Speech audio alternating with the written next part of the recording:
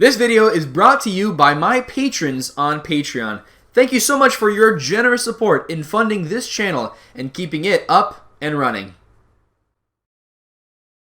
Hey everybody, welcome back to another episode of GAVONY Township, the show where it's not about me and my decks, it is about you and your decks. Whether you're a content creator that I'm collaborating with, whether you're one of my patrons on patreon.com/magicalhacker who is wonderfully getting a monthly perk from me, or really should be, or whether you're someone that wins a Twitter giveaway or Facebook giveaway on either one of those profile sites for my channel. So for today's episode, pretty great one. I think this is the very first ever episode on my channel where we have an example of the Mandela effect. I know some of you might be saying, you know, hey, didn't I see a video, you know, with a deck by Fotoingo? No, you didn't. Yeah, there was no such thing, okay? And yeah, there was no such thing, okay? It's not like I accidentally did the wrong deck for that person or anything. Come on. Yeah, no. So this is the very first episode where I'm doing, or I'm playing Fotoingo's deck. Fotoingo won my Twitter giveaway that I did. I think it was a while ago now. Do I want to mulligan this hand? I think this hand looks great. We've got the Unclaimed Territory, 3 lands into a Coalition Relic. I mean, even after that, we've still got the Hunter's Insight, D-Spark. I mean, this is great. We're going to go ahead and keep this one. Yeah, so I'm really excited about this one. We're playing the Dragon, featuring, I guess I didn't realize this, since I still haven't yet had each person who won those cards from the other giveaway that I did. Magic Online automatically put this one as my commander. Whoops. Well, it doesn't matter. I'm not intentionally keeping this card. I'm still waiting on the winners to let me know to get those cards back. I might just go back and just redo the giveaway. For today, though, I can't do a spin the wheel for the Kaleidoscope Killers because I've already got planned to do the one for the OMG Kitties. That is at the end of this episode. So if you entered to win some of these cards, be sure to watch until the very end. Because even after you might see you didn't win anything, you might still win something. That's a maybe. It's not for sure, but it's a maybe. You might still win something even if you don't. So, yeah, we're playing Fotoingo's deck, playing the Dragon. This is a 9-mana commander. It's a 10/10 dragon avatar that has 3 abilities. First one's flying. Second one says, as long as the Dragon is in the command zone or on the battlefield, other dragon spells you cast cost 1 less to cast. And whenever one or more dragons you control attack, draw that many cards, then you may put a permanent card from your hand onto the battlefield. So that Eminence ability, making our dragons cost 1 less, can really add up to a lot of mana over time. Especially when our commanders sometimes are costing as much as 8. So being able to get this out, even just for 1 mana less, is a huge deal. So I'm really excited to be playing the Dragon. I do already have a dragon deck myself. What I'm planning on doing is you should be seeing this video on December 30th. I'm hoping by December 31st I can get a game with my final, for the final episode of the season, playing Kolagon's Tribal Dragons. I tried already a couple of times. I tried I think 3 or 4 times, and there was either some concessions. There was actually one game, very strange, something that was up with Magic Online. I had no Wi-Fi issues, and yet it kept giving me this error as if, you know, my Wi-Fi was down. I was trying to log in. It was just forever just trying to log me in. I thought that was it. I thought I was, okay, you know, Magic's not for me anymore. Adios. See ya. But that's not the case. It was just a one-time issue. So, all right, we draw to a Reflecting Pool. That one's pretty good with Unclaimed Territory. I think what I want to do is I want to get down these 2 lands. I think I'm going to start off with the Morphic Pool. I think having that blue mana seems a little bit more important. So what we can do is we can get down after this the Bountiful Promenade. Promenade? I think it's Promenade. It's not like a lemonade or something. It's not a beautiful drink that you that refreshes your thirst. It's a Promenade. I'm pretty sure, right? It's got to be. But yeah, I feel like I'm going to play down the Promenade and then hold up mana for D-Spark. I don't think I'll actually need to use it, just because, you know, it's going to be turn 2. Probably not a whole lot of permanents with converted mana cost 4 or greater by that point. But at least we have it ready to go in case we do need it. After that, turn 3, I do want to get down the Coalition Relic and just put the charge counter on there. I think the best way to do it is at the end step of Angelus Mortis. We might do it that way. I'm not quite sure here. All right, so we did talk about the commander. I just want to kind of reiterate, this deck is all about tribal dragons. You can even take a look at the deck list here. We've got a lot of dragon-y things in this deck. We've also got some cool cards. I love Rise of the Dark Realms. One of my favorites, personally. But I'm excited to be playing new cards. I've never played Nicol Bolas the Ravager before. I don't think I've ever played a Tarka World Render before. Sylvia Brightspear, another one I'm excited to play. So this can be a fun deck, I think. I think this is going to be a lot of fun. Alright, so now it's going to be our third opponent's turn. They accidentally skipped through their turn. That's one of the things you won't see in paper, but ultimately it doesn't affect you all that much. Sometimes it's even worth putting a card in the graveyard. This deck, for example, might even want the Bladewing the Risen in the graveyard to start off the game. We draw into a Polluted Delta. What kind of lands can we grab with a Polluted Delta? We've got Blood Crypt and, you know, just Shocklands. I think I'm going to go for the Bountiful Promenade. I think that's going to be better here. And again, we can hold up that D-Spark. And you know what? There is a chance that with this Ethereum Sculptor out there for Maddox Dracomancer, we actually might find a card we actually want to hit with a D-Spark. That might come around. So yeah, we've got our mana ready to be able to do that. We're missing red currently, which unfortunately is also the most common color for a dragon to be. I mean, look at this Udvara Hellkite. That's double red right there. Marieki Re-Barrett coming down for our first opponent, Steven Diaz. Their commander is a 3-drop 1/1 human that says Marieki Re-Barrett doesn't untap during your untap step. Gain control of target creature for as long as you control Marieki Re-Barrett. And when Marieki Re-Barrett leaves the battlefield or becomes untapped, destroy that creature. It can't be regenerated. So, ooh, Fonts of Mythos. Yeah, that's a card I'm not interested in desparking. That's going to be one that's going to help us. But then again, if they're getting it down, maybe we do go for... Well, we don't have any other card draw in the hand except for this Hunter's Insight.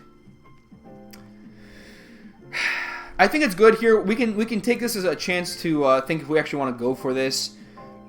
Next turn, yeah, I mean, we're not going to have enough. We're going to have to discard. You know what? I say let's let this come down. D-Spark, though, it's much better for a combo piece. This is Muldrotha. Yeah, they're going to start discarding cards. I guess they don't have to discard cards. They're going to have no maximum. Yeah, this one seems pretty bad for us. It helps them out the most. We're going to go ahead and D-Spark it now while we've got the chance. And this might be a little bit greedy, but I think this is important just to make sure that no one else gets a lot of that grossness from the Font of Mythos. Because this can really ramp up a game into 11. Meaning everybody's a threat. Nobody's, you know, staying below the threat threshold. So I think it's worth using our D-Spark. We get it exiled as well, so now Muldrotha can't even get it out of the graveyard, which is pretty good. Maybe there's something to be said about waiting to use D-Spark on something better, but I think this early on in the game, I mean, this is just turn 3. I do not want to be seeing a Font of Mythos coming down, especially against a Marieki Re-Barrett deck, which is going to be able to steal our big dragons and use those, and against the Kaalia deck, who's also got big dragons for Marieki to steal as well. So I definitely don't want to see something like a Font of Mythos come down. Then it's going to be really hard for us to get a good handle on the game. Alright, so here, I think we're going to go for that Reflecting Pool, and then go for the Coalition Relic. No one's gotten any responses now, so I think right now is the time to go for that charge counter. Because someone could have something like a Stifle later on. I know it's kind of a waste of mana, but I'd prefer to not risk someone saying, you know, I really want to make sure they don't have, you know, 5 mana next turn for whatever reason. We've also got the ability here, if we do get one of our Shocklands with the Polluted Delta, will we have enough mana for the Niv-Mizzet Draco Genius? We've got red mana here. We can grab a red Shockland. And yeah, that will be enough, because it'll cost only 5 mana, thanks to our commander, and we will have 5 mana. Will it be worth it? Or rather, is it worth it to get the Niv-Mizzet Draco Genius down? You know what, actually, maybe it's not. It's just a way to... I guess we draw cards by dealing damage, but even then, it's like, yeah. I mean, at the same time, there's that Marieki Re-Barrett down, so it's probably not gonna be very smart to get anything down that's like that big and scary. It's just going to be the waiting game, just waiting for this to get untapped or something along those lines. Alright, so now Maddox Dracomancer, they're getting another effect, kind of like the Ethereum Sculptor, with the Foundry Inspector. Now their artifacts cost 2 less. That's kind of crazy. They're going to go and put the Curse of Vengeance on us, which is actually kind of cool, because it makes opponents not want to kill us before Maddox Dracomancer. They're kind of forcing themselves to be killed before us. Otherwise, if they do that, they become much more of a, you know, maybe even too difficult of a threat to remove, thanks to that curse. So, I don't know if this really counts as a Curse of Vengeance. It really feels like they're cursing themselves here. They're going to go and hit us for 1. Not bad. I don't mind. 39's okay. Alright, so I still think we're going to use that 5 mana. I mean, maybe we don't, though. Maybe there's no reason to go for that. Again, with that Niv-Mizzet Draco Genius, sure, we can get that down. We would have to, you know, shock ourselves.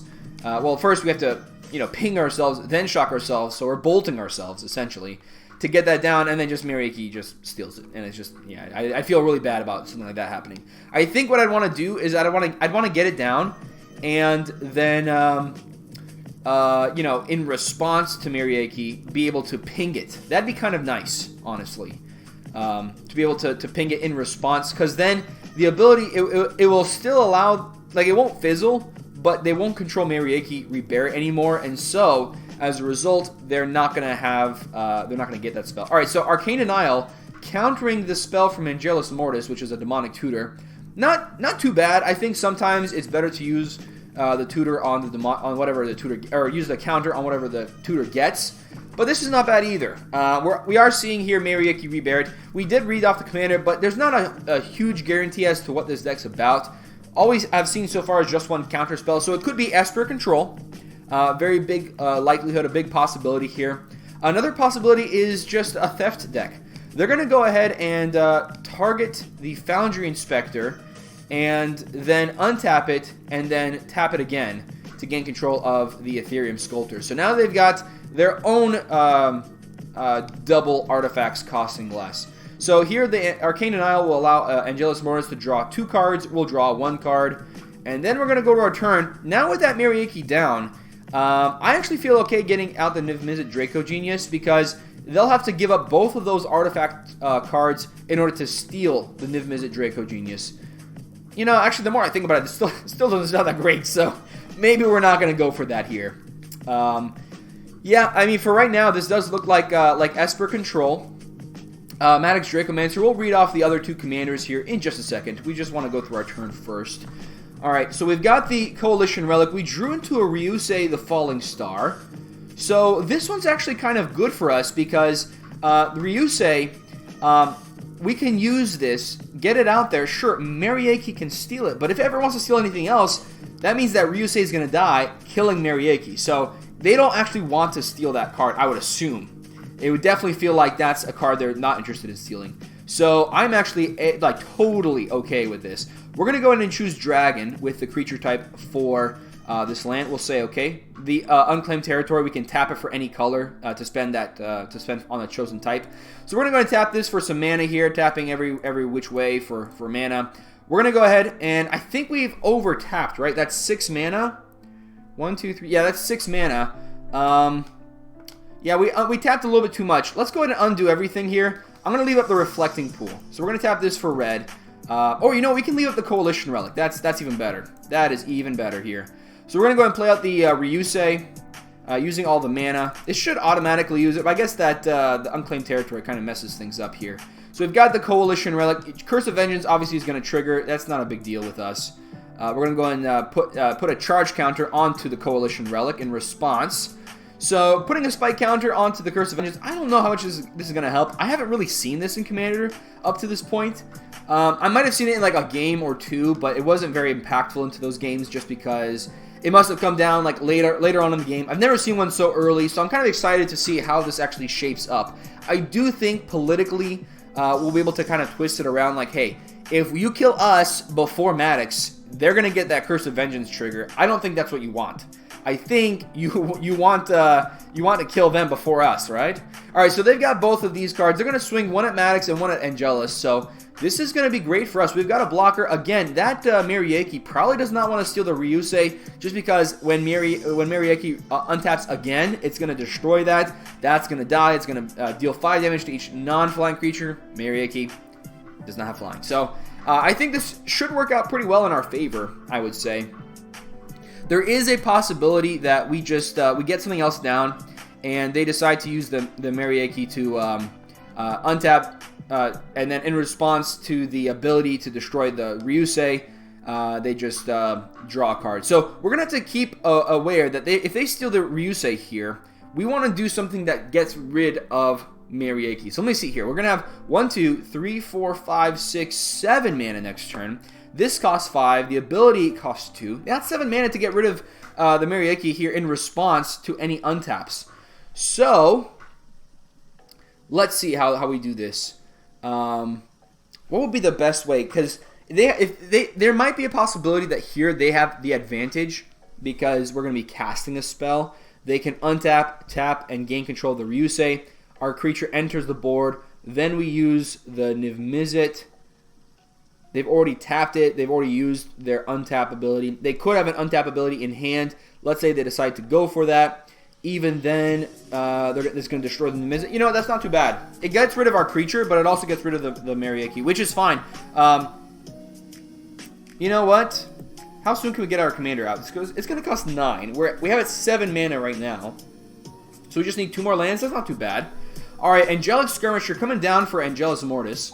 This one's kind of interesting. Let's see if Steven Diaz decides to steal it or if they've got something else in mind. We're also seeing here Dark Depths coming down for Maddox Dracomancer, which is not something you'd like to see in Commander because if someone's playing Dark Depths, they've got a way to cheat it out. They're not thinking about going for 30 mana to get this into a creature. They've got a way around it, whether it's Vampire Hexmage, Thespian Stage. They've got something to get rid of those counters and get that creature out there. Now, I think they just paid the 3 mana here. They have the 3 mana, might as well go for it, because eventually, who knows, you might find yourself having exactly enough to get it out if it's got 9 counters. Alright, so we're going to go and untap. We're going to our upkeep.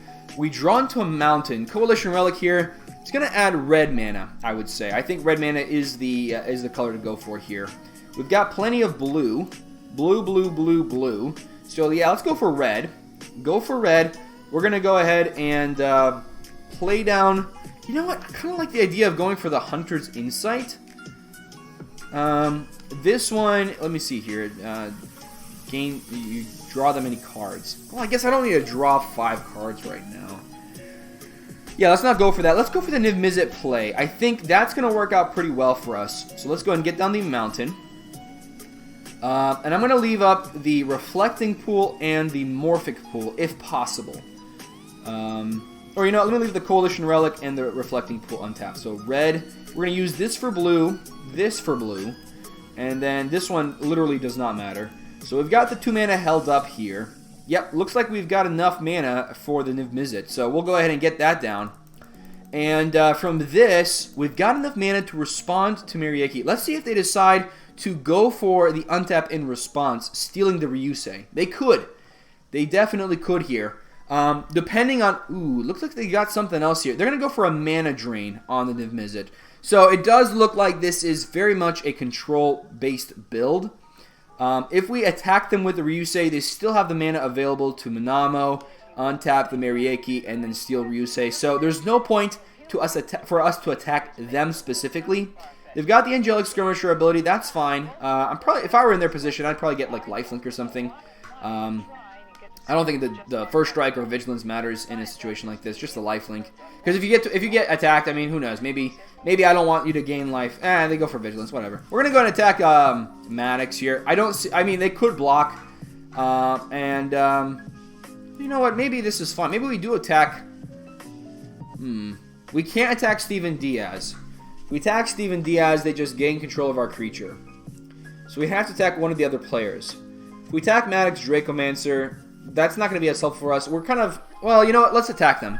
Let's attack them because I think this is going to kind of put our money where our mouth is. We're saying they're a threat and we didn't attack them when we had the chance. Yeah, how's that? That's not very convincing. So we're going to go and attack them. That means next turn we're going to have the 8 mana. We're going to be 1 mana away from Ur-Dragon. Let me see here. 1, 2, 3, 4, 5, 6, 7, 8. Yeah, 1 mana away. That means next turn we're going to definitely have to use the Coalition Relic for the charge counter. They're going to go for the Swords to Plowshares on the Ryusei. Let's see if anybody's got a destruction spell in response. I certainly do not. Looks like nobody does. At least we gained 5 life there, right? That's not too bad. I guess if we had attacked them, they would have just gone for that there. So this works out as well for us. We're going to go ahead and put a charge counter. Actually, you know what? The longer we wait on this, the more it looks like we've got a counter spell for whatever they're planning on doing here with all that mana. So what do they want to do with all that mana? Because that is a lot of mana, and they've got already 2 ways to make artifacts cheaper. Who knows? I mean, Esper is kind of known for artifact colors, but Mariaki's probably not the commander for something like that. Let's see what they decide to do with that 6 mana. They've got the Volrath Stronghold. What creatures do they have in the graveyard? None yet. So, I don't know. Maybe this is not a very creature-heavy deck. Maybe it is. Agent of Treachery, eh? Okay. So, what do they decide to steal? If I were them, I'd be stealing the Angelic Skirmisher. Yeah, that's what they're going to go ahead and do. They're going to steal the Angelic Skirmisher. So, they've got that there. Now they can give all their creatures lifelink? That doesn't sound too bad at all. They gain some life here as a result of the Angelic Skirmisher. Yep, that's fine. Yeah, so Steven Diaz appears to be the biggest threat here at the table. I'm hoping that this kind of bands us all together to try to take them out. We're down to 3 cards. Udvara Hellkite, not a great option for us to use. We got, they got rid of both the Niv Mizzet and the Ryusei. We're going to have no blockers here. Going back down to 40. They're going to go up to 43 here from gaining that 4 life. But besides Steven Diaz, we are at the highest life total, so I can't be complaining too much. Alright, so Agent of Treachery here. They've got 3 permanents owned by other players, so they're going to draw 3 cards, going up to 7. Things are not looking good, folks. This is looking pretty bad, actually. Alright, so we're going to go ahead and pass to Maddox Dracomancer, who's playing Muldrotha the Gravetide as their commander. 6 mana for a legendary 6/6 elemental avatar that says, during each of your turns, you may play up to 1 permanent card of each permanent type from your graveyard. If a card has multiple permanent types, choose one as you play it. So, Muldrotha is very well known for being a graveyard-based deck, using a lot of graveyard shenanigans to get cards back out over and over. Very popular commander. I think this is more popular than Atraxa now, isn't it? That's what I remember. I think I remember seeing something like that. I remember it was some Sultai commander. I think Muldrotha has to be it. She's definitely got a lot of power, and she puts the gravy into graveyard. So yeah, Lord of Extinction coming down. Not too big. It's just a 7/7. A lot of people like this card. I think it's okay. If you're playing a deck that needs to have a creature with big power, like a Gerard, for example, this makes a lot of sense. But otherwise, I mean, it's not that great of a creature to attack with in Commander. It's got no ways to evade blockers, no ways to evade removal. It's just, I don't know, just feels like it's a lot of investment. 5 mana, not that big of a deal. I mean, sure, it could be like a 40/40. But if it can be blocked by a 1/1 with no abilities, I mean, what's the point, really? What's the point of having a 20/20 on the board? So yeah, right now, that Agent of Treachery is a huge problem. Unfortunately, we don't have any ways to get rid of it from our hand. That is another issue here. Angelus Mortis, as much as I like them, they're, as much as I don't like Muldrotha, I think I need to, recruit the help of Muldrotha to take out this Miriaki deck. Because this is appearing to be pretty busted. And Angelus Mortis here, playing Kaalia, but not the Kaalia we would like to be helping us. This is Kaalia Zenith Seeker, 3 mana for a legendary 3/3 human cleric with flying and vigilance that says, when Kaalia Zenith Seeker enters the battlefield, look at the top 6 cards of your library. You may reveal an angel card, a demon card, and or a dragon card from among them and put them into your hand. Put the rest of them on the bottom of your library in a random order. Now, I did not used to do the Desolate Lighthouse show back in the day. That was something that is actually pretty recent. It was this month I started it, where if there's a new commander that comes out and I think, oh man, this is a really cool commander, it just goes above and beyond. I just think it's really interesting. Then I'll do a deck tech for that. I'll build a quick deck and do a deck tech on that commander with something I think is an interesting, or at least a great way to build around that commander. And if I had done this back when Kaalia had been previewed, I would have totally done Mardu Shapeshifters, which seems kind of backwards. It's not angels, it's not demons, it's not dragons. It's a 4th creature type, but it's a creature type that can sometimes be all 3. So a lot of changeling creatures, and you play it with a lot of cards that care about changelings. So it's either stuff like, what's a good example? You've got the Liliana's Pact, where it's a enchantment that lets you draw cards, but at the beginning of your upkeep, if you control 4 demons, you win the game. Now, your dragons, your angels, those can count as demons too if they've got changeling. So I think there's a lot of really cool things to be done with a Kaalia deck built that way. Now, I missed the boat with that because it's long past preview season for M20. Missed my chance, but I think that would have been a great way to build around Kaalia. We'll see if that's what they're doing here. So far, it doesn't look like it. Looks like they are just going for demons, angels, and dragons. We're going to go and put a charge counter onto the Coalition Relic and then just pass through this turn, because it doesn't look like we're doing all that much. And yeah, like I said, Kaalia, most likely they're just going for a typical, you know, angels that have good abilities, demons that have good abilities, dragons that have good abilities, that kind of thing. Just going for the tribal kind of deck. There's other decks that are like that too. Another one that I think of is Slin Voda. I think is that the giant. There's like some kind of giant Leviathan or something that cares about having specifically Leviathans. Ooh, Heroic Intervention. See, now this one actually changes the game for us because we can respond to Marieki's ability with this. So we're going to remove a counter from the Coalition Relic. This is normally an 8-drop. It's going to cost 7 mana for us, so not enough mana to go for this and for the Heroic Intervention. We're going to choose red here.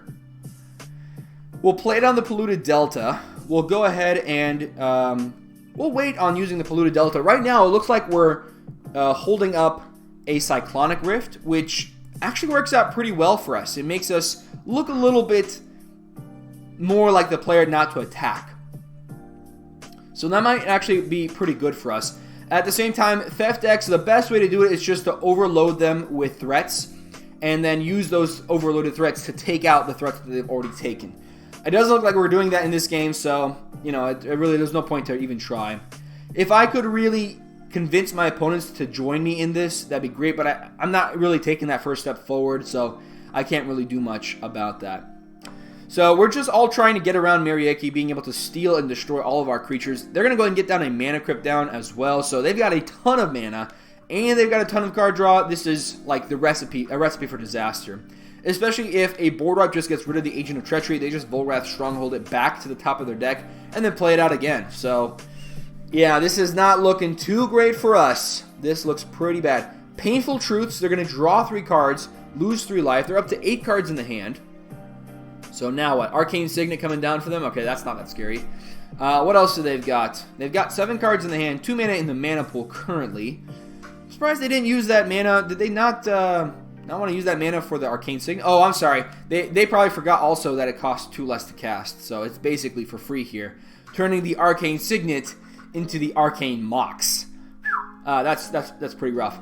So we've got our 1, 2, 3, 4, 5, 6, 7 mana held up. Again, representing the Cyclonic Rift, not that we're actually playing it here.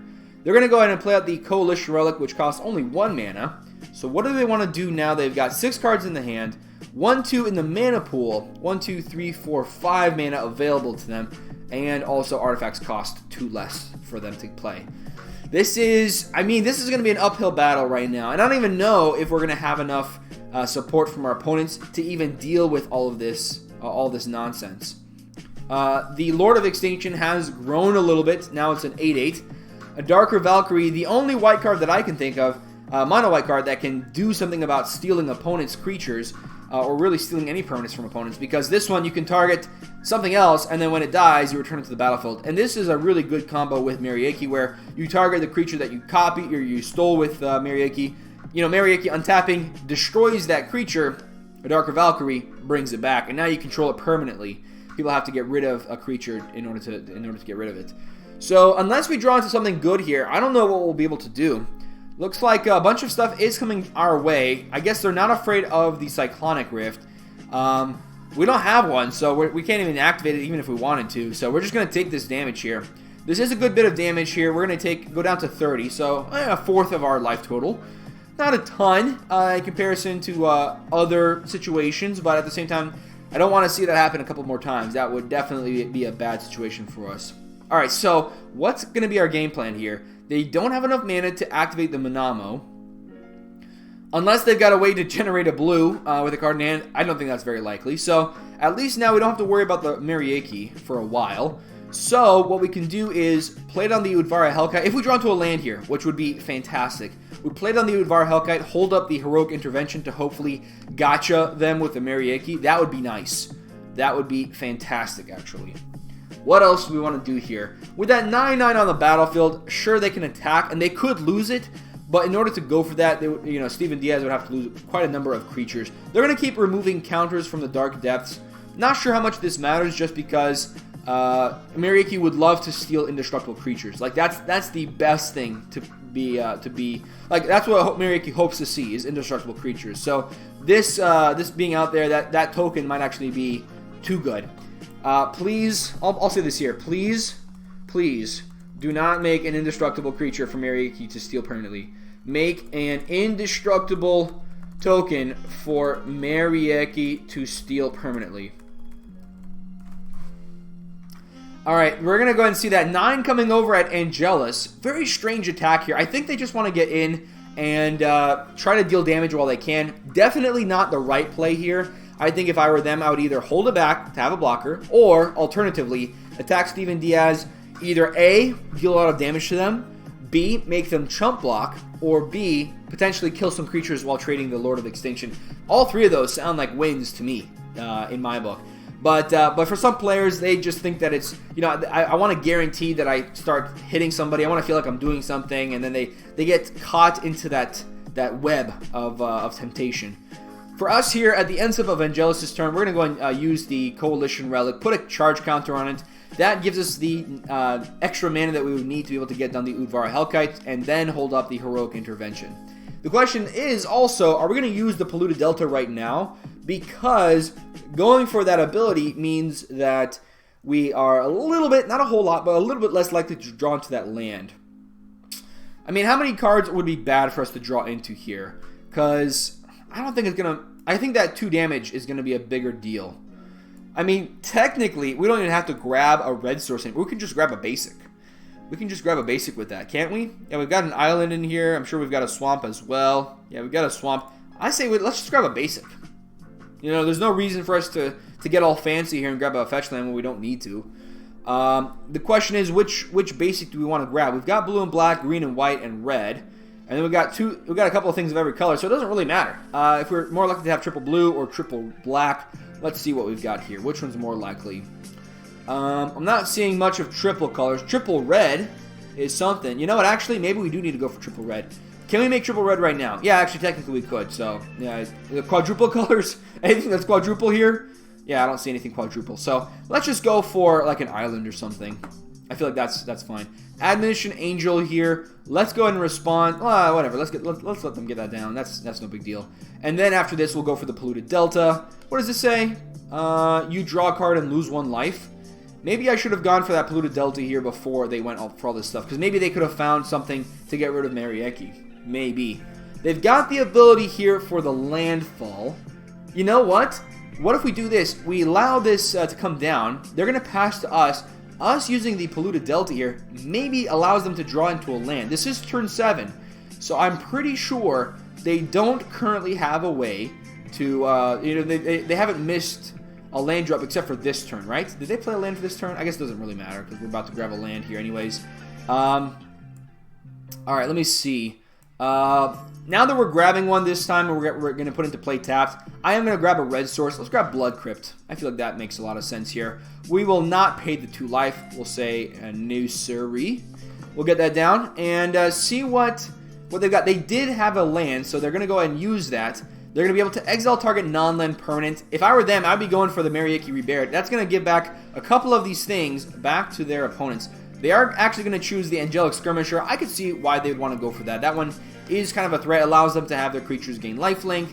It'd be very hard to get around, getting them down to a low life total when all your creatures, sometimes even just big creatures, are going to have lifelink. So this one definitely seems like a good play to be. Even though, on top of that, if Admonition Angel goes away, they get this back. It's not that Steven Diaz gets it back. So I guess that's another great reason to not target the Agent of Treachery. Alright, so what else do we have here as an option? If we draw into a land, which again, I am hoping we do that. If we draw into a land, we will have a way to play it on the Udvar Hellkite, hold up the Heroic Intervention. If we don't draw into a land, I'm actually going to be happy because most of the cards we'll draw into will allow us to do some other cool stuff. I think more likely to be able to hold up the Heroic Intervention if we don't draw a land. When, especially some of our lands here, are going to be able to not enter in untapped. Right, you've got like stuff like Flamekin Village and stuff. So even just drawing lands, not going to be super great for us. They're going to go and attack with that 6 flying over at Steven Diaz. So did they want to chump block with the Adarkar Valkyrie? Probably not. If I were them, I would probably not want to block that way either. So let's see what happens here. They're going to take it, going down to 32. They are not at the lowest life total. That's Angelus Mortis here. Here at the end step, well, close enough to the end step, we'll go and go for the charge counter ability. And put a charge counter onto the Coalition Relic. So this one should work out pretty well for us. Okay, let's see what we've got here on our next turn. Now, this is going to be great. I don't think I've mentioned this yet. For those of you that have that unfortunate Mandela effect, I don't know what's going on with the fabric of the universe. Something's very, very screwy. But yeah, you do not know this yet. Fotoingo is one of my international watchers. I took a look at my YouTube analytics. Great stuff, by the way, that you can find there. Alright, so Coalition Relic here. We're going to be able to remove this and use some mana. We drew into a Sky Shroud claim, which is not great for us, but it does give us that mana that we were hoping to have. We might even have enough mana to go for the Dragon and then hold up the Heroic Intervention. That's even better. So let's go ahead and use the Coalition Relic here. We're going to use this on green. Choose green with this one. Say green. And then after this, we're going to go for 1, 2, and let's see here. That's 3 mana. We're going to go for the Sky Shroud claim and pay 1 mana, I guess from the Blood Crypt. We want to hold up the blue and the white mana. Those seem more important here to represent like some kind of response. Obviously, we're not responding to anything. Curse of Vengeance, we're going to always yield to this. There's no reason for us to respond to things here. So we told him, please, if you make an indestructible creature, it's just going to get stolen by Marieki, and then it's just not going to get blown up by her ability. I mean, it's going to be nasty. Please do not do that. They're probably just going to get it down to like 1 counter and then wait to use it at a specific time where it's going to take Marieki out, as opposed to allowing it to be used by them. All right, so we're gonna go ahead and go for, let's see here. We can go for the Breeding Pool. I like going for Breeding Pool and Stomping Ground. Both of those seem pretty good. Grabbing a red source and a blue source. We can pay the 2 life. Let me see here. We're gonna have 1, 2, 3, 4, 5, 6. Not enough mana to cast anything of importance, so we're gonna say no to both of these. Say no and no. And then we're gonna just hold up our pretend 4 mana for something that we might want to go for. We've got the Heroic Intervention. Again, if someone has an answer to one of our permanents or wants to, blow up lands, for example, I mean, that's super rare. But if someone is playing like an Armageddon, we can go for the Heroic Intervention in response and give our permanents indestructible. Not too bad, if you ask me. I think that's a pretty good use of a Heroic Intervention.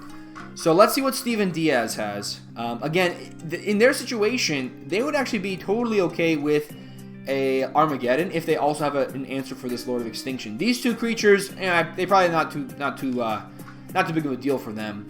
They can just go for that Manamo, untap this, gain some stuff, untap it again, blah blah blah, and then Armageddon. So let's see what they decide to go for here.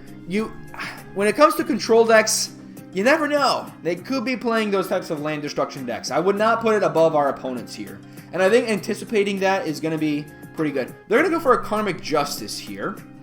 So, this one's actually pretty good for us. We can destroy the Karmic Justice, and then after it responds to destroy something that we control, we go for the Heroic Intervention. Not bad.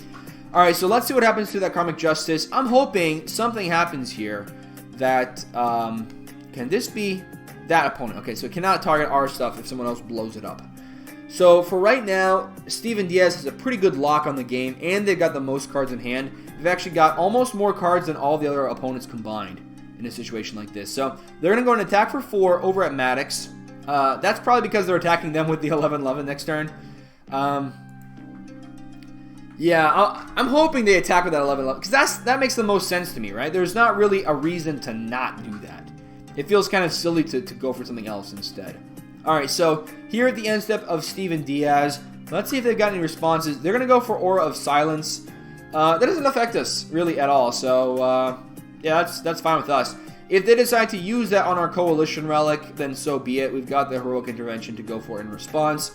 And I am not above going for a Heroic Intervention to save us 2 mana next turn. Because, well, actually, no, we actually do want we want to keep that Heroic Intervention for after we get that on our Commander. Let me see what else we can go for here. If we had a way to give our dragons haste, that'd be great. But for right now, this control deck is really, pulling us every which way. We really cannot do a whole lot here. So let's see what happens from our opponents. You know what? The one card I think I'd like to see the most here is a Mindslaver, because that I think would do. Ooh, Galta coming down. That's a good one.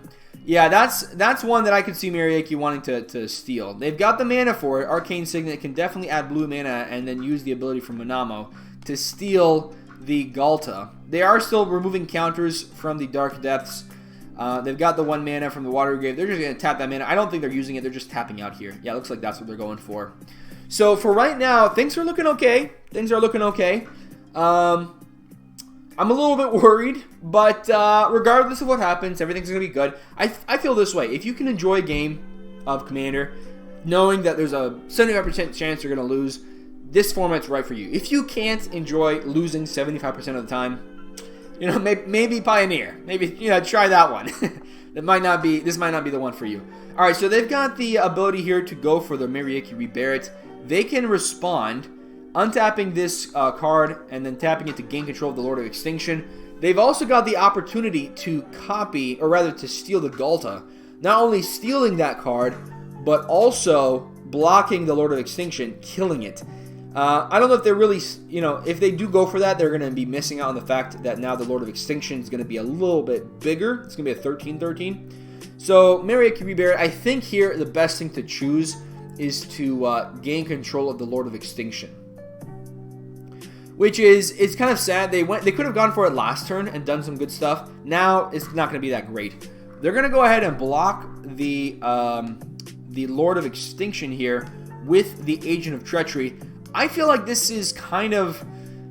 they're going to choose the Agent of Treachery to bring back. So they can steal something else here.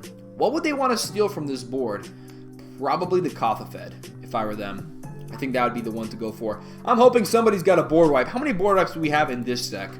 I see that we've got... Let's see here. There is Balefire Dragon. For some people that would count. If you have a way to give haste, that one definitely is a card that could board wipe the board away.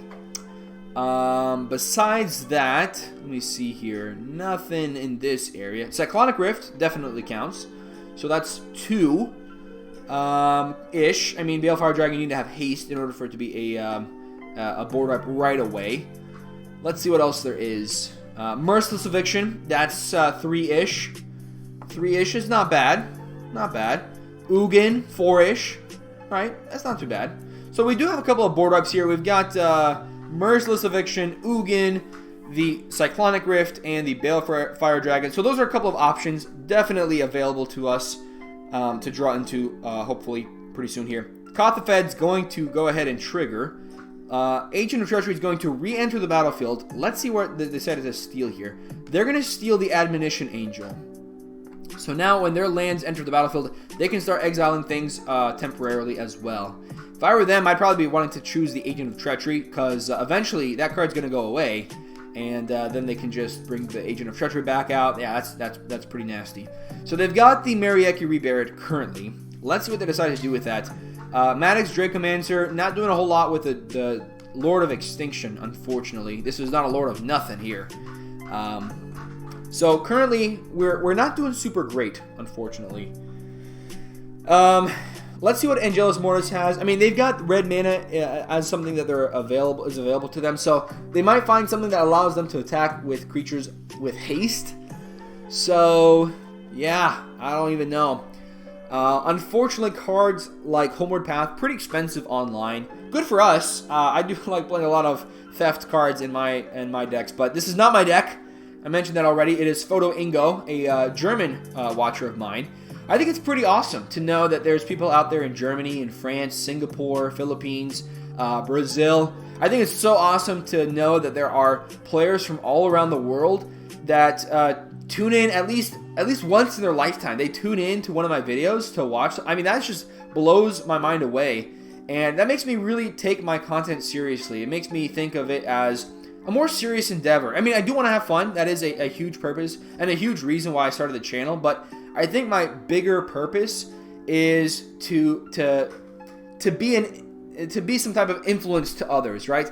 There are players out there who might not know the game that well. I want to be able to influence those players to be a little bit better in their deck building, a little better to see different lines. I'm not perfect. I'm not saying I'm perfect at all, but I feel like I can help some people get a little bit better, just making steps to being a better player, a better deck builder. For players who are well enfranchised, who know the format all the time, I'm hoping I can influence players to be more positive, right? Even when things are not going your way. Like, for example, Marieki is able to steal all of our scary dragons. I'm still having a positive attitude. I think it's an important thing a lot of players don't have, and so I would love to see something like that, coming about. I want to be able to be an influence to other players, saying, "Hey, it's okay to lose. It's okay to see something degenerate on the other side of the board. Be interested in it." Kind of, I would like to take it as like someone's doing some crazy combo out there. I want to see the combo. Maybe I've seen it a million times, but I want to see it. Show me how it works. I'm really interested to kind of go through the motions myself, seeing how every piece interacts. I mean, why else would there be so many Johnnies? Or is there another? I think it's just Johnnies. It's like a unisex term. But why would there be so many Johnnies in this game if there was not like this inherent desire to see something cool, some interaction between cards?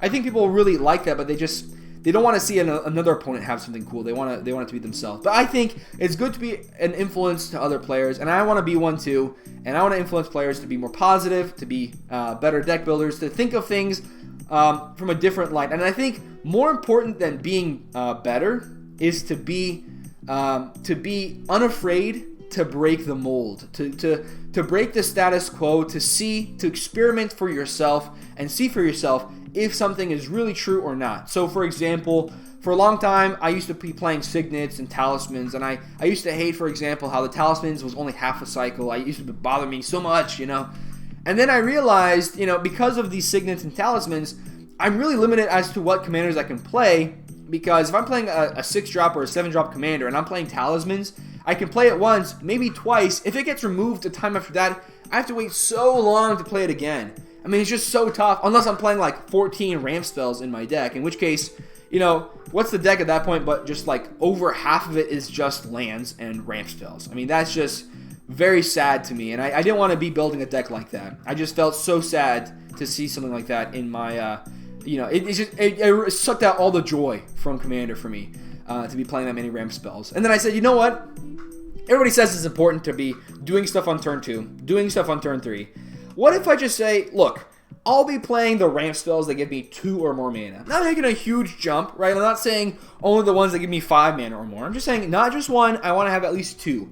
And yeah, those cards are more expensive for the most part. Sure, there are cards like Worn Power Stone and Overgrowth, which are the same. CMC has Manalith and Coalition Relic. But even then, there are mostly cards that are more expensive, like Gilded Lotus and even stuff like Sisay's Ring and Urgolem's Eye and Everflowing Chalice. And you know what I said? Let me try it out. And after trying it out for myself, I was sold. So I don't say these things a lot of times from theory or from bad ideas. All right, so we're going to get hit for 6 here. Not sure exactly why that's happening. I thought you wanted my help. I thought you would want my help. I'm just going to put this here like, I thought we were on the same team here. Like, well, anyways, again, maybe these are both players that if they're not doing anything, they want to at least start hitting people. We're going to go down to 23. Here at the end step, we're going to go ahead and put a charge counter onto the Coalition Relic. Again, I don't think it's very likely anybody's going to have a stifle effect for this or something crazy along those lines. So we're just going to go ahead and go to our turn. And we've got a lot of mana now. I think we've got enough mana to go for our commander and then use the Heroic Intervention. Ooh, Urza's Ruinous Blast. This one would be pretty cool. It does not get rid of the Marieki, though. That's a problem. We've got the Coalition Relic. We're going to go and use this, I guess, on white. Yeah, because we don't have that many white lands, so let's go and use this on white. Grab a white mana, and then we're going to go for our commander here, leaving out mana from the Coalition Relic. So we're going to go and use this. So we've got blue. Let's go for the blue here. Actually, let's do this. Red. Let's go green, or let's do this here. I'm not even sure exactly how I want to do this. Let's go blue, green, black, and then 4 mana left over. Yeah, so this is not going to be worth it for us here, because we're not going to be able to get down our commander and play the Heroic Intervention. So instead, we're going to go for the Udvara Hellkite instead. Get that down. The downside here is that we don't have enough mana to go for we don't have the setup for Urza's Ruinous Blast. This, we have to have a legendary creature or planeswalker. Yeah, we don't have either one of those right now. But at least we can get this down for 6 mana, which is not super bad. I think that's going to be actually pretty good in a situation like this. We'll pay 1 here, 1 here. Let's leave the blue mana up. And white mana up, I think, is also pretty good. let's just go for it this way. Green here, and let's use this, the green here. So we've got 3 blue left over.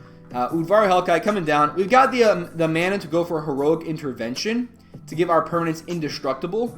So let's see what happens at this point. Of course, this Marieki Rebarrett would love to have the 12/12 Trampler, I think more than the Udvara Hellkite. But if they decide to target that, we've got the Heroic Intervention ready to go. And I think it's going to be pretty good here. So let's see what happens at this point. They still have the ability. They're going to go for that Stealing of the Ghalta. And let's see if something else happens here. They're going to go ahead and untap the Marieki. So from this, they're going to be able to gain control of 2 creatures here. If they decide to target our card, we've got, again, that Heroic Intervention to continue to have it. So let's see what happens here. They've got the ability. They're going to go ahead and they can tap it right now. I guess they might want to cycle. Is that what they're waiting to do? They're trying to draw a card before tapping the Marieki. If I were them, I'd just go for it right now. They're going to go ahead and target the Lord of Extinction. Okay, that is fine with us. They're going to gain control of both of those creatures. We do currently have a blocker that would actually be pretty good on many of these creatures out there. We can then give the indestructible to the creature afterwards. I think at the same time, all right, they're going to put a charge counter on the Coalition Relic. I think at the same time, we want to make sure that we're doing our very best to put our best foot forward and try to keep the Heroic Intervention for the best possible moment. So right now, their biggest flying creature is a 6/6.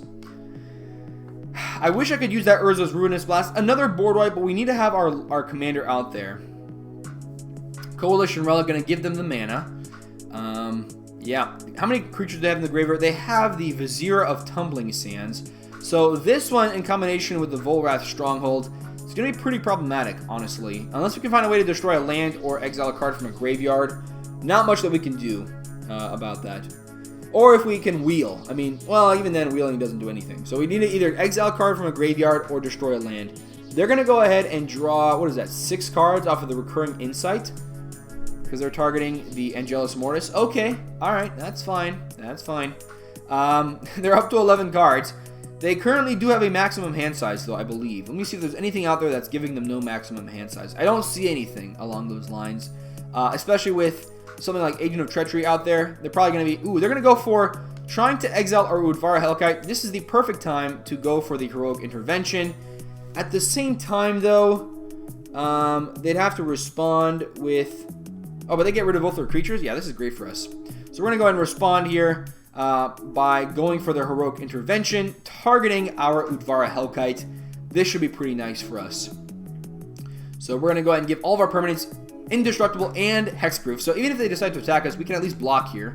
Do they have a counterspell? They might have a counterspell here. 3 mana. What are they going to go for? They're going to go for Anguished Unmaking on the Udvara Hellkite. That's fine. We're going to respond here by putting a charge counter onto the Coalition Relic. We don't have anything else to do, so we tried our best to get a creature down, but not going to happen here. I don't know who's going to be more threatening here. Again, I would assume Steven Diaz would attack Maddox Dracomancer, because if they attack us, that's giving Maddox Dracomancer, what, like 5 cards and 5 life? Yeah, it looks like they are attacking us here, and from what I can tell, it looks like it's going to be enough damage to take us out of the game. Which is a problem, but it does give Maddox Dracomancer a little bit of a better chance here, so I don't think they made the right choice by attacking us, and I guess they'll see that for themselves, and that is going to be it with us playing Fotoingo's Dragon Tribal deck. We put our best foot forward, try to do our best, but against Theft, not much that you can do, I think, with Dragon Tribal. Curse of Vengeance here going to allow them to draw 5 cards, gain 5 life. They're up to 6 cards in the hand. And they are playing Muldrotha, so who knows? They might find something like Boom Pile. Get that Boom Pile in Muldrotha. Got that Boom Pile in Muldrotha. Yeah, this one's gonna be tough for them. Now they've got the Conjurer's Closet on the battlefield. They're gonna be able to flicker the Agent of Treachery. They've got the 3 card draw as well, so they're gonna go up to 11 cards. Flicker the Agent of Treachery. They can steal what, like the the Kothafed. Yeah, that's pretty bad for them. Alright, what do they decide to steal here? Yeah. Oh, they're going to steal the Rune-Scarred Demon. Interesting choice. So, for right now, things are not looking super great for our two opponents. Like I said, we tried our very best, but we just couldn't get there. We'll put a little sad face here, because Boom Pile is great. It's a great card. It's a great card, in my opinion. We'll just leave it like that. I think asking is enough of an Inception type question where they might be thinking, you know what? Maybe Boom Pile is actually pretty good in a deck like this, because now we can, you know, use it and then board wipe. We can recover really easily. Nobody else can. Tamiyo the Moon Sage can go ahead and immediately draw 4 cards, or they can tap a card here. They could potentially tap the a Darker Valkyrie. Let's see, how much mana do they have left over? 2 mana? That's not a whole lot. They could, yeah, they're going to go ahead and draw 4 cards, up to 9 cards in the hand. What did they decide to do here? I mean, if they've drawn to a Fog, that's great. Like, they could have a Spore Frog here. Elvish Visionary, okay, but that's still not going to be great. They're at 26 life. I think if Steven Diaz just attacks everything at them, let's see how much damage that's going to be. They've got a 1/1. They can block the biggest ground creature, which at the moment would be the Lord of Extinction. We mentioned that earlier. So let's see, 4, 6, plus 12. That's currently 22, 28, 30 damage.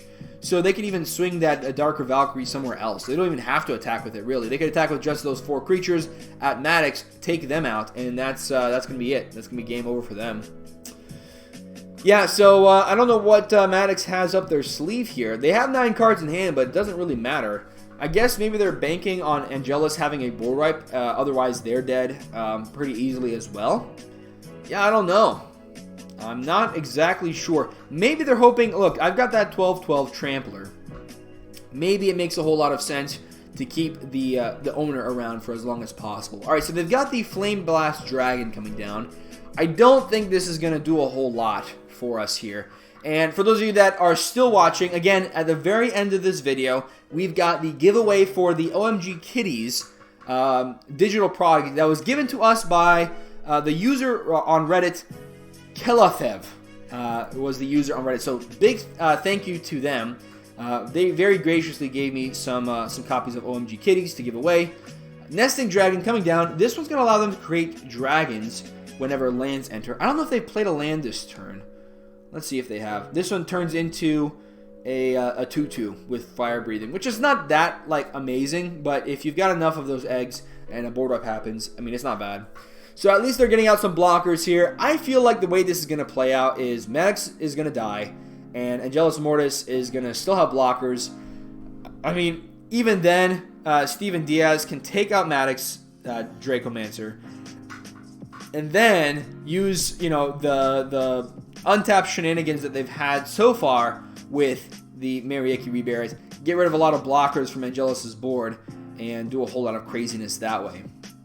Alright, they've got the rebound here. They're going to go ahead and draw 9 cards. That's how many cards are in Maddox's hand. So, yeah, I feel like Steven Diaz is going to wrap this one up pretty quick here. They say a GG. We'll say a good game as well. I should have said something earlier. Something I just forget. It's not that I didn't want to. It's just that I literally just forgot. Alright, so they're going to go and Admonition Angel the Kothafed here. That gets rid of that one. So, yeah. So this one's pretty good. If you like seeing me play other players' decks, if you want to see me play your deck, and it eventually goes to my YouTube channel, of course, but from there it goes to EDH Rec. So, kind of a roundabout way. If you want to see your deck on EDHRec.com, on the front page, look at patreon.com/magicalhacker. I've got my perks there. For the ones that are at the $1 tier, it's just as simple. You get to have your name at the beginning of my videos. For the $8 tier, it's you give me your deck. I do either a deck tech on it, like the style, the PowerPoint style that I do for my deck techs, or I do a deck doctor. It's really your choice. Some Patreons say, like, hey, here's my deck. If you like it, do a deck tech. If you don't like it, do a deck doctor. Kind of, it's your choice. And I wonder if he could win with his own deck, it says Maddox. Nope. I'm not that good. I'm not going to put anything here. The world may never know. The world may never know. Alright. So they're actually going to leave Maddox alive, but just at 2 life.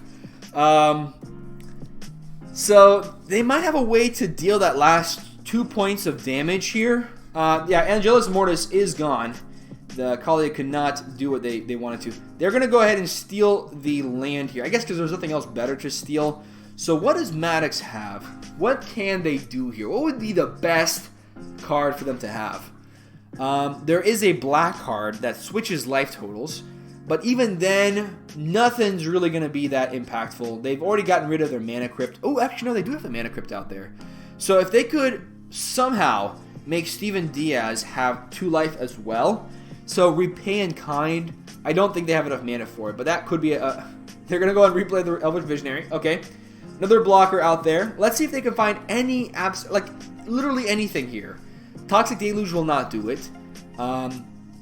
The card Ixdron will also not do it. What could they have? There's a card that, you know, works with snow-covered lands, also will not be able to do it. Dictate of Krufix coming down. They're going to draw 2 cards. Yeah, that's not going to do it. Unless they've got some way to play this out for free. This is not going to happen. Looks like Steven Diaz is going to take away the game. And if that's the case, then we're going to do our giveaway for OMG Kitties here right at the end. And again, if you do not win, do not close the video because there might be something in it for you anyways. So, again, if you're interested in seeing more decks like this, take a look at patreon.com/magicalhacker. I have a lot of really cool perks on there.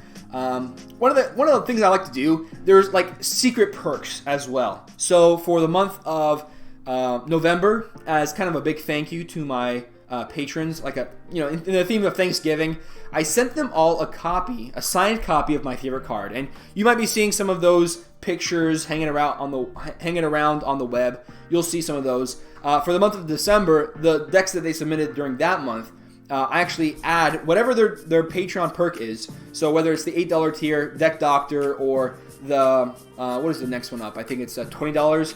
I play their deck. I add an additional deck gameplay to that. So it's either a Deck Doctor plus a gameplay or 2 gameplays of the same deck. So that's, I think, a great thing to keep in mind is sometimes I do secret perks. And that's just a big thank you that I have to my patrons. And because they are really awesome. They keep me going. And they let me do a lot of cool stuff on the channel. I've got some really cool ideas in the works. Money's not the issue anymore. Now it's the issue is time. I was planning this month of December to do a video every day.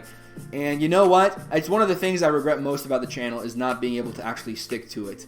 I think not just for this year, but just the entire life of the channel. Yeah, Steven Diaz here, winning the match. So that was a great game. We're going to go and do the giveaway, and that's going to be here on this channel. Again, user Kelethev on Reddit. Big thank you to them, because this would not be possible without them. So we're going to go and do some giveaways here with those 5 cards. And we're going to start off with the first card that we've got is the Leonin War Leader. So those 2 copies, they're going to go to, first one's going to Cracio. So Cracio, you are the first winner of the Leonin War Leader. Send me your username on Magic Online, and we'll organize a time that we can get that sent over to you. Second winner for the Leonin War Leader is Princess Lily MTG. Send me a direct message on Twitter with your username and a time that we can, send that card over to you on Magic Online. For the next card we've got, let me go ahead and go to this. The next card is Regal Caracal, and that's going to go over to... I gotta go to this page. Unspoken Blood. So again, send me a message with your username on Twitter, or not on Twitter, with your username on Magic Online, and we'll get that card sent over to you. Next winner of the Regal Caracal is Brett Roundtable. Next card that we've got available to give away is the Kasali Slingers. That is gonna go first to Dawson Graham 2, and the second winner of the Kasali Slingers is gonna be Colin O'Clock. So both of you send me a direct message on Twitter, and I'll get those cards sent over to you. Fourth card to give away is the Arabo Roar of the World. Nice little kitty giving a nice roar. And we're going to give those away to two users as well. First one's going to be Dew on the Leaves, and going to be Not a Real Zachary. So both of you send me a link, or send me a direct message rather, on Twitter with your username on Magic Online. Fifth and final card for us to give away is going to be Miri Weatherlight Duelist. So the first winner for that is going to be... First winner is One Confucius. Send me, again, I've said this a million times. I'll say it again. Send me a message with your username. Second winner is going to be Kelvin Mai. So send me a message. All right, so that's all those cards, but that's not all I have to give away. Yes, I've got 2 more cards here, and those 2 cards are Avatar Scratch Leonin Kitten and Cleopatra the Almond Kitty. We're going to start off with this one, Cleopatra the Almond Kitty. I got 2 copies of that to give away. Also part of the giveaway. I just wanted to keep it secret, kind of keep it as a surprise. So we're going to go and go to that. First winner of Cleopatra the Almond Kitty is going to be Chief Kiev 17. So again, send me a message with your username on Magic Online. And the second one will be FS Jotaseles. Send me a message with your username on Magic Online. The other card we've got available to give away is going to be Scratch Leonin Kitten. So we'll go ahead and give that away to, first of all, giving it away to Spellweaver 37 and to, close one, Melinda Phantom. So thank you so much to everyone who joined into the giveaway. I hope you enjoyed watching a little bit of a suspenseful wheel.